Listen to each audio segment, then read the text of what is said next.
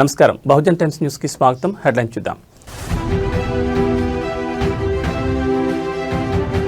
నింగిలోకి అతిపెద్ద communication satellite, అంతరిక్షం నుంచి నేరుగా మొబైల్ కి ఇంటర్నెట్.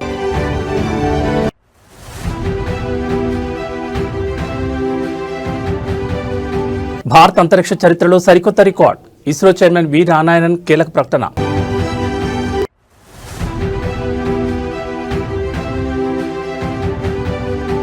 అవినీతి తిమింగలానికి 14 రోజుల రిమాండ్, డీటీసీ కిషన్ నాయకుని చెంచల్ కూడా జైలుకు తరలింపు.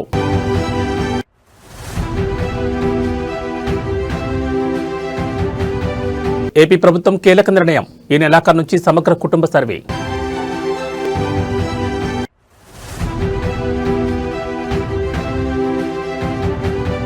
ఫోన్ ట్యాపింగ్ కేసులో బిగ్ ట్విస్ట్, పెన్ డ్రైవ్ చుట్టూ తిరుగుతున్న దర్యాప్తు. ఇక డీటెయిల్స్ చూస్తే భారత అంతరిక్ష పరిశోధన సంస్థ ఇస్రో మరో మైలురాయిని అధిగమించింది. తన అత్యంత శక్తివంతమైన బాహుబలి రాకెట్ LVM-3 M6 ద్వారా అమెరికాకు చెందిన బ్లూబర్డ్ 6 ఉపగ్రహాన్ని బుధవారం విజయవంతంగా కక్షలో ప్రవేశపెట్టింది. ఆంధ్రప్రదేశ్లోని శ్రీహరికోట నుంచి జరిగిన ఈ ప్రయోగం భారతీయ అంతరిక్ష రంగ చరిత్రలో అతిపెద్ద వాణిజ్య విజయంగా నిలిచిపోయింది. ఉదయం 8:55 రెండో లాంచ్ ప్యాడ్ నుంచి 43.5 మీటర్ల ఎత్తున్న LVM-3 రాకెట్ గంభీరంగా నింగిలోకి ఎగిసింది. ప్రయాణం మొదలైన 15 నిమిషాలకే లక్ష్యానికి చేరుకుని భూమికి 520 కిలోమీటర్ల ఎత్తులో ఉపగ్రహాన్ని కక్షలో ప్రవేశపెట్టింది. 6100 కిలోల బరువున్న ఈ బ్లూబర్డ్ ఉపగ్రహం భారత గడ్డపై నుండి ప్రయోగించిన అత్యంత భారీ ఉపగ్రహంగా రికార్డు సృష్టించింది. అమెరికాకు చెందిన AST స్పేస్ మొబైల్ రూపొందించిన ఈ ఉపగ్రహం ప్రత్యేకత ఏమిటంటే దీనివల్ల ఎలాంటి అదనపు పరికరాలు లేకుండానే సాధారణ స్మార్ట్ ఫోన్లకు నేరుగా అంతరిక్షం నుంచి 4G, 5G బ్రాడ్బ్యాండ్ సేవలు అందుతాయి. ఈ ప్రయోగంలో ఒక ఆసక్తికరమైన మలుపు చోటు చేసుకుంది. ముందుగా ఉదయం 8:54 రాకెట్ బయలుదేరాల్సి ఉంది. కానీ రాకెట్ వెళ్లే మార్గంలో అంతరిక్ష వ్యర్థాలు లేదా ఇతర ఉపగ్రహాలు ఢీకొనే ప్రమాదం ఉందని ఇస్రో శాస్త్రవేత్తలు గుర్తించారు. దీంతో అప్రమత్తమైన ఇస్రో ఖచ్చితమైన సమయపాలనతో ప్రయోగాన్ని 90 సెకండ్ల పాటు ఆలస్యం చేసి 8:55 ప్రయోగించింది. తద్వారా పెను ప్రమాదాన్ని నివారించి విజయాన్ని అందుకుంది. 2, 1, 0. Both S200 motors ignited.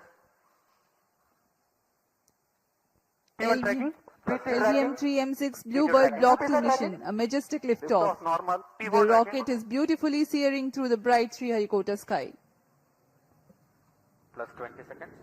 LVM-3 M6 rocket का सफलतापूर्ण उत्थापन द्वितीय प्रमोचन मंच से और अपनी उद्दिष्ट कक्षा की ओर बढ़ चला है LVM-3 M6 रॉकेट।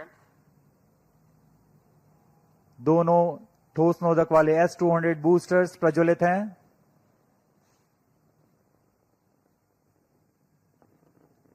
प्रथम चरण का कार्यकाल लगभग 126 सेकंड का होगा और इस दौरान यह लगभग 6000 किलो न्यूटन प्रणोद उत्पन्न कर रहे हैं।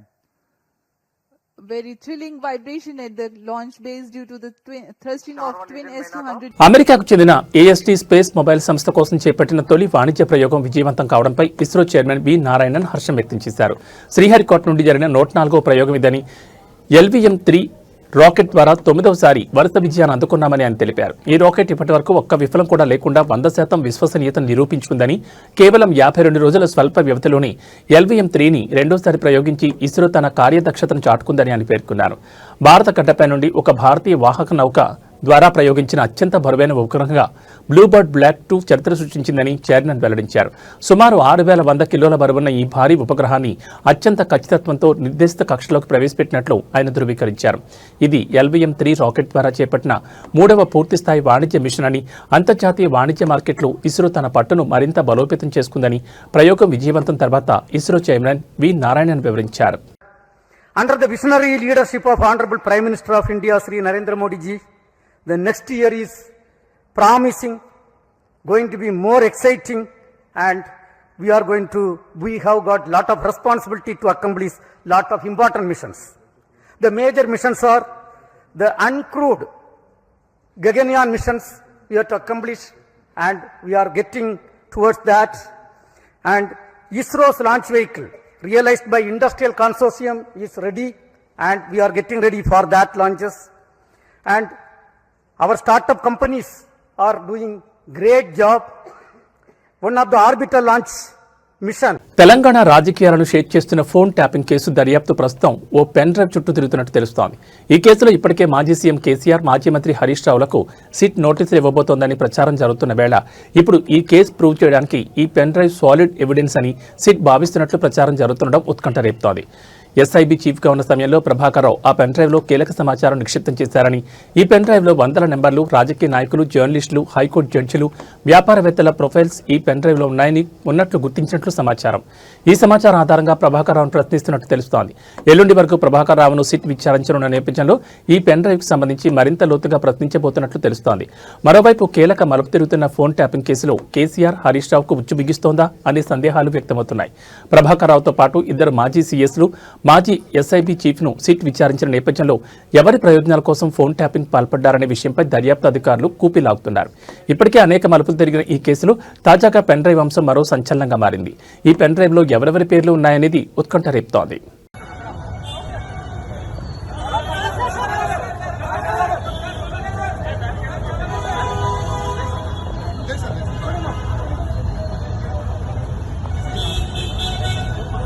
గత ప్రభుత్వం నిర్లక్ష్యం చేసిన సాగునీటి ప్రాజెక్టులను యుద్ధ ప్రాతిపదికన పూర్తి చేయడమే తమ ప్రభుత్వ లక్ష్యమని రాష్ట్ర నీటిపారుదల శాఖ మంత్రి ఎన్ ఉత్తమకుమార్ రెడ్డి స్పష్టం చేశారు.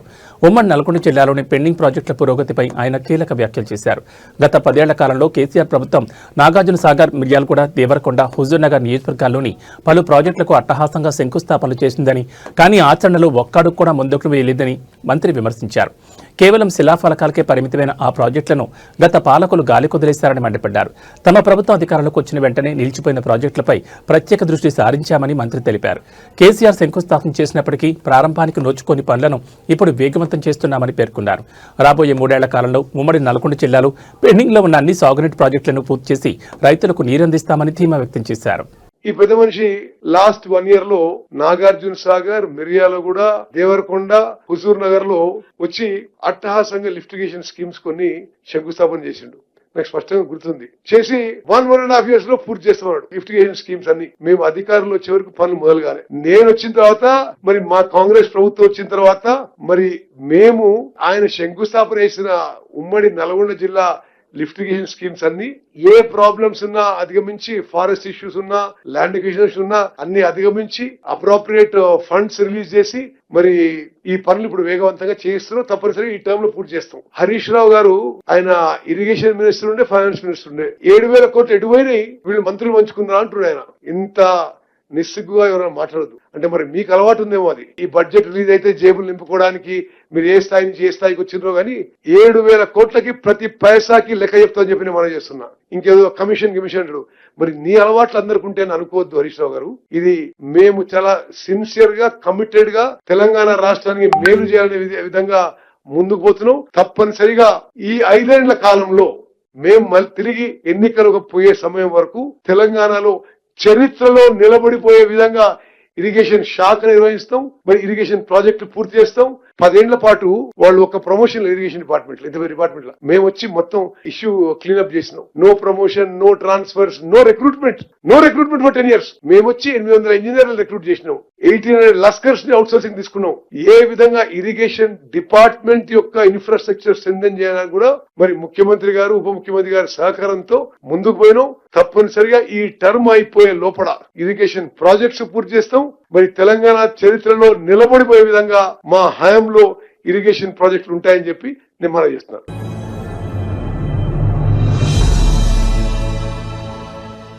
ఆదాయానికి మించిన ఆస్తుల కేసులో Mahbubnagar deputy transport commissioner Kishan Nayak ACB court 14 రోజుల రిమాండ్ విధించింది. దీంతో ఆయన వేళ తెల్లవారుజామున చెంచల్ కూడా జైలుకు తరలించారు. ఆదాయానికి మించి ఆస్తులున్నాయనే ఫిర్యాదుల నేపథ్యంలో ఏసీబీ అధికారులు మంగళవారం హైదరాబాద్ ఓల్డ్ బోయినపల్లి ఆర్ఆర్ నగర్ కాలనీలోని కిషన్ నాయక్ నివాసం, హైదరాబాద్, నిజామాబాద్, నారాయణఖేడ్లలో ఆయన బంధువులు, సన్నిహితుల నివాసాలతో పాటు మహబూబ్ నగర్లోని జిల్లా రవాణా శాఖ కార్యాలయం సహా 12 చోట్ల ఏకకాలంలో సోదాలు చేపట్టారు. ఈ సోదాలు ముగిసిన అనంతరం డీటీసీ కిషన్ నాయక్ను అధికారులు ఏసీబీ న్యాయమూర్తి ఎదుట హాజరుపరచగా 14 రోజుల రిమాండ్ విధిస్తూ నిర్ణయం తీసుకున్నారు. సోదాల్లో కళ్లు చెదిరే ఆస్తులు కూడబెట్టుకున్నట్లు ఏసీబీ గుర్తించింది. దీంతో ఆయన విచారించేందుకు కస్టడీ కోసం ఏసీబీ పిటిషన్ వేయబోతున్నట్లు సమాచారం. నిన్నటి సోదాల్లో కిషన్ నాయక్ చెందిన స్థిర, చర ఆస్తుల విలువ 400 కోట్లకు పైగా ఉంటుందని అంచనా వేస్తున్నారు. దాడులు జరుగుతాయని ముందే ఊహించిన కిషన్ నాయక్ తన వద్ద ఉన్న బంగారాన్ని ముందే ఇతర చోటికి తరలించినట్లు గుర్తించారు. కిషన్ నాయక్ అవినీతి చిట్టా తవ్వుతున్న ఏసీబీ అధికారులు ఇవాళ ఆయన బ్యాంక్ లాకర్ను తెరవబోతున్నారు.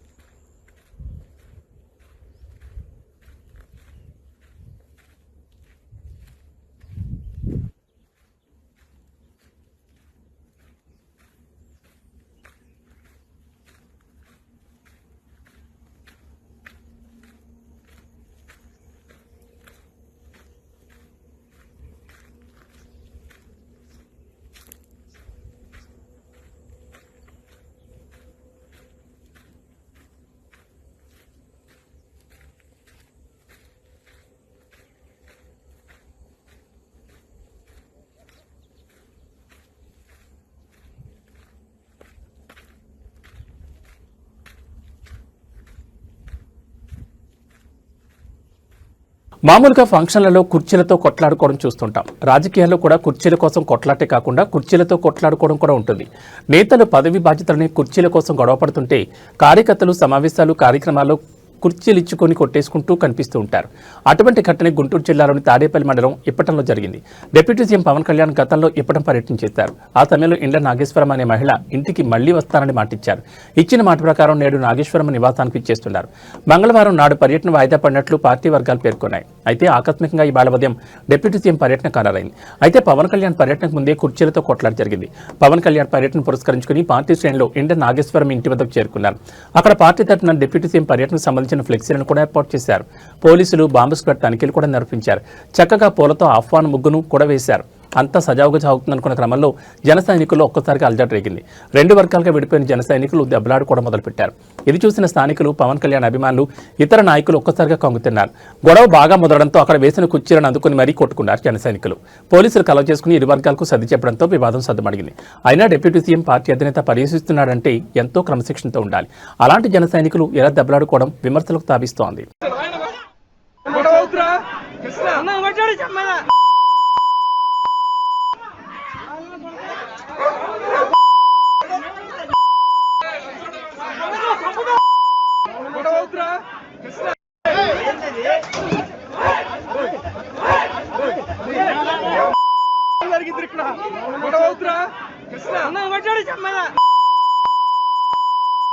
గతంలో ఇచ్చిన మాట మేరకు రాష్ట్ర డిప్యూటీ సీఎం జనసేనాని పవన్ కళ్యాణ్ గుంటూరు జిల్లాలోని తాడేపల్లి మండలంలో ఉన్న ఇప్పటంలో పర్యటించారు. జన సైనికుల జయధ్వానాలు, అభిమానుల నినాదాల మధ్య ఇండ్ల నాగేశ్వరమ్మ నివాసానికి చేరుకున్నారు. జనసేనానికి ప్రజలు అడుగడుగునా బ్రహ్మరథం పట్టారు. వృద్ధురాలైన నాగేశ్వరమ్మను సొంత బిడ్డలాగా ఆత్మీయంగా పలకరించి హక్కును చేర్చుకున్నారు. నాగేశ్వరంతో పాటు ఇప్పటం వాసులకు తాను అండగా ఉన్నానని ధైర్యం ఇచ్చారు. డిప్యూటీ సీఎం స్వయంగా తమ వద్దకే వచ్చి మాట్లాడడంతో నివాసితులు భావోద్వేగానికి లోనయ్యారు. తమ భావాలను మాటల్లో వ్యక్తపరచలేకపోయారు. అయితే గత వైసీపీ పాలనలో రోడ్డు విస్తరణ పేరుతో జనసేన కార్యకర్తల ఇళ్లు, ప్రహారీలను తొలగించారు. జనసేన ఆవిర్భావ సభకు భూములిచ్చారనే కక్షతో వారి ఇండ్లను కూల్చేశారు. ఆ సమయంలో జనసేనాని పవన్ కళ్యాణ్ ఇప్పటంలో పర్యటించి బాధ్యతలకు ధైర్యం చెప్పారు. మళ్లీ వస్తానని ఇండ్ల నాగేశ్వరమ్మకు మాట ఇచ్చారు. ఇచ్చిన మాట ప్రకారం మంగళవారం ఇప్పటం చేరుకుని వారిని పలకరించారు. డిప్యూటీ సీఎం పవన్ కళ్యాణ్తో మాట్లాడుతూ, నాన్న నువ్వు 5 సార్లు సీఎం కావాలి, అది నేను చూడాలని నాగేశ్వరమ్మ కోరింది. ఆమె అభిమానంతో కోరిన కోరిక పట్ల డిప్యూటీ సీఎం చిన్న చిరునవ్వుతో సమాధానమిచ్చారు. ఆమె మాటతో అక్కడున్న జన సైనికులు ఆనందానికి లోనయ్యారు.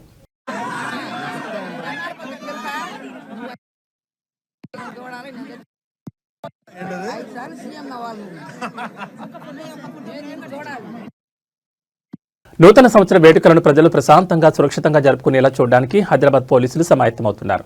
ఈ క్రమంలో న్యూ ఇయర్ ఈవెంట్లలో నిర్వాహకులు కానీ, ప్రజలు కానీ హద్దులు దాటినా లేక నిబంధనలు అతిక్రమించినా కఠిన చర్యలు తప్పవని హైదరాబాద్ సిపి సజ్జనార్ హెచ్చరించారు. నిబంధనలు ఉల్లంఘిస్తే కొత్త సంవత్సరం సంతోషం లేకుండా పోతుందంటూ ఆయన వార్నింగ్ ఇచ్చారు. న్యూ ఇయర్ సందర్భంగా నగరంలో నిర్వహించే పార్టీలకు సంబంధించి తీసుకోవాల్సిన జాగ్రత్తలు, పాటించాల్సిన విధి విధానాలపై సిపి సజ్జనార్ క్షేత్రస్థాయి పోలీస్ సిబ్బందితో వీడియో కాన్ఫరెన్స్ నిర్వహించారు. ఈ సందర్భంగా భద్రతా ఏర్పాట్లపై కీలక ఆదేశాలు జారీ చేశారు.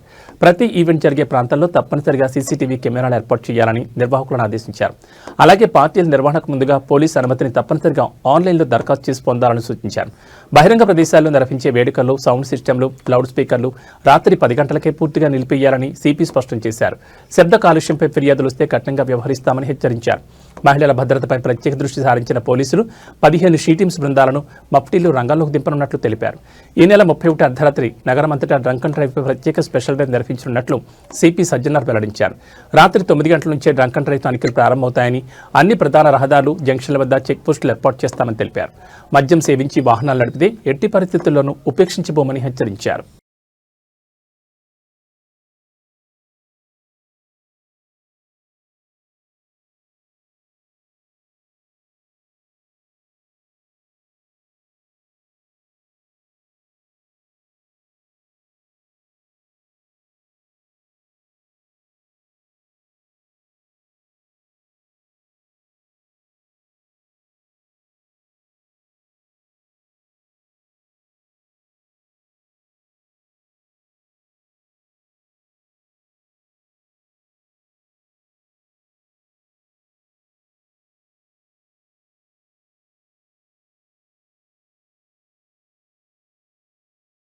ఆంధ్రప్రదేశ్ ప్రభుత్వం మరో కీలక నిర్ణయం తీసుకుంది. రాష్ట్ర వ్యాప్తంగా ఈ నెలాఖరు నుంచి సమగ్ర కుటుంబ సర్వే నిర్వహించనున్నట్లు అధికార వర్గాలు వెల్లడించాయి. ప్రతి కుటుంబానికి సంబంధించిన పూర్తి వివరాలను సేకరించి సంక్షేమ పథకాలు మరియు ప్రజా ప్రయోజన కార్యక్రమాలను మరింత సమర్థవంతంగా అమలు చేయడమే ఈ సర్వే లక్ష్యమని ప్రభుత్వం స్పష్టం చేసింది. ఈ సమగ్ర కుటుంబ సర్వేను ప్రత్యేక మొబైల్ యాప్ సహాయంతో నిర్వహించనున్నారు. ఇంటింటికి వెళ్లి కుటుంబ సభ్యుల వివరాలు, నివాస పరిస్థితులు, ఆదాయం, ఉపాధి, విద్య, ఆరోగ్య సమాచారం వంటి అంశాలను డిజిటల్ రూపంలో నమోదు చేయనున్నారు. సర్వే ద్వారా సేకరించిన డేటాను ఆధారంగా చేసుకుని అర్హులైన లబ్ధాలను గుర్తించి ప్రభుత్వ సంక్షేమ పథకాలను పారదర్శకంగా అందించనున్నారు. అలాగే ప్రభుత్వ విభాగాలు అమలు చేస్తున్న ప్రజాసేవల ప్రభావాన్ని అంచనా వేసేందుకు కూడా ఈ సర్వే ఉపయోగపడనుందని అధికారులు తెలిపారు. సమగ్ర కుటుంబ సర్వే పూర్తయ్యాక డేటా ధృవీకరణ ప్రక్రియ చేపట్టి భవిష్యత్తులో విధాన నిర్ణయాలకు ఈ సమాచారాన్ని కీలకంగా ఉపయోగించనున్నట్లు ప్రభుత్వం వెల్లడించింది.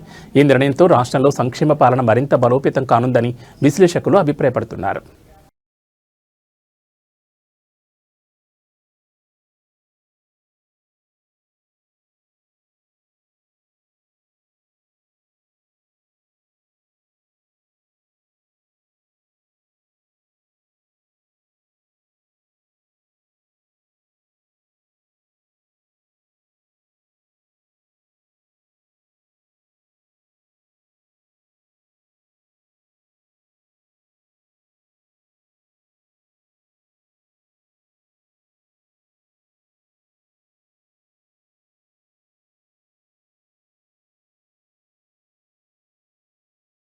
ఖమ్మం జిల్లాలో యాసంగి సాగు పనులు ముమ్మరమవడంతో రైతులకు మళ్లీ యూరియా కష్టాలు మొదలయ్యాయి. ఖమ్మం జిల్లా కొణిజర్ల మండల కేంద్రంలోని ప్రాథమిక వ్యవసాయ సహకార సంఘం వద్ద యూరియా కోసం రైతులు బారులు తీరుతున్నారు. ప్రస్తుతం చలి తీవ్రత విపరీతంగా ఉన్నప్పటికీ పంటలకు యూరియా వేయాల్సిన సమయం కావడంతో రైతులు తెల్లవారుజాము నుంచి సొసైటీ కార్యాలయం వద్ద క్యూ కడుతున్నారు. ఎముకలు కొరికే చలిని సైతం లెక్క చేయకుండా గంటల తరబడి వేచి చూడాల్సిన పరిస్థితి ఏర్పడింది. యాసంగి సీజన్లో వరి సాగు పెరగడంతో యూరియాకు విపరీతమైన డిమాండ్ పెరిగింది. అయితే డిమాండ్కు తగ్గట్టుగా సరఫరా లేకపోవడంతో రైతులు ఆందోళన వ్యక్తం చేస్తున్నారు.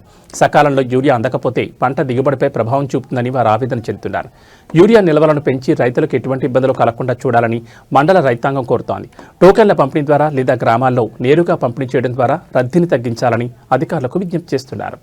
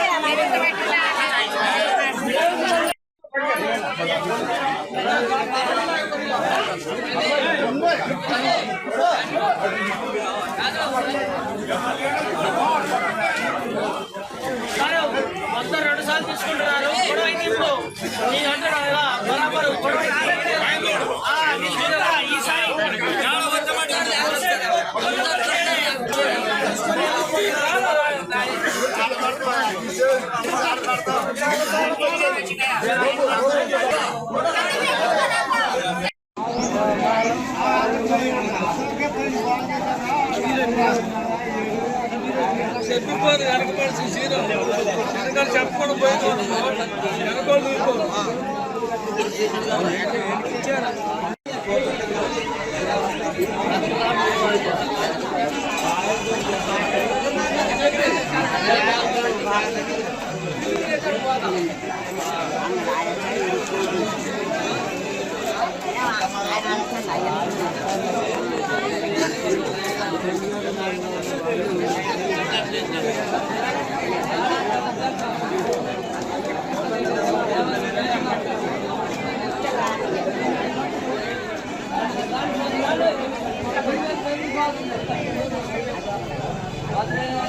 రంగారెడ్డి జిల్లా చేవెళ్ల పరిధిలో నవంబర్ 3 ఉదయం హైదరాబాద్ బీజాపూర్ హైవేపై చేవెళ్ల మండలం మీర్చాకూడ వద్ద ప్రయాణికులతో వెళ్తున్న బస్సును కంకర్ లోడుతో ఎదురుగా వస్తున్న టిప్పర్ ఢీకొట్టిన విషయం తెలిసిందే.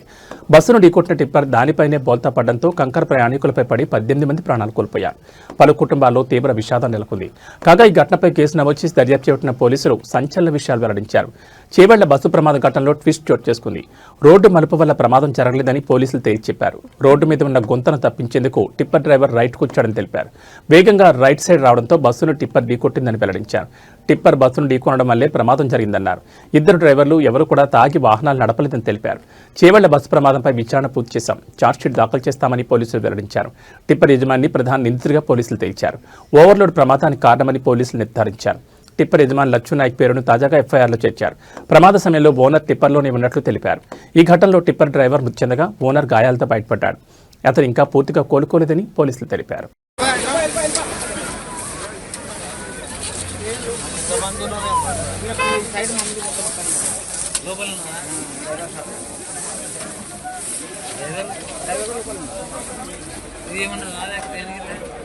ఇవి ఈ బులెటిన్ విశేషాలు. మరో బులెటిన్లో మళ్ళీ కలుసుకుందాం. నమస్కారం.